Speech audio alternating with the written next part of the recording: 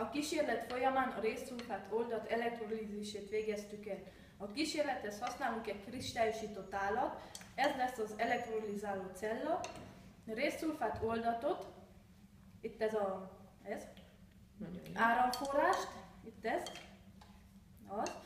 egy szén elektródot, itt lent, amely az anód szerepét tölti be, és egy tízbanist, ami a katód szerepét tölti be. Az elektrolizáló edényben a rézszulfát oldatot töltöttünk, az ionizáció folytán az oldat réz és szulfát ionokat és víz ionizációjából származó hidrogén és hidroxid ionokat tartalmaz.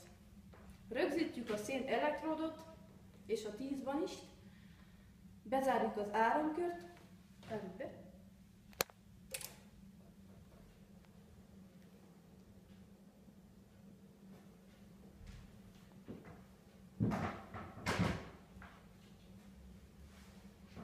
Egyenáramot használunk, az áram áthaladásakor a ionok az elektródok felé vándorolnak, és ott semlegesítődnek.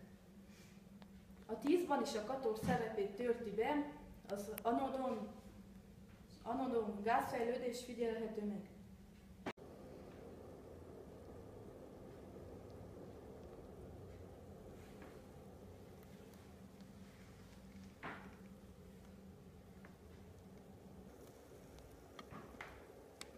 A kísérlet eredménye a réz 10-ban is.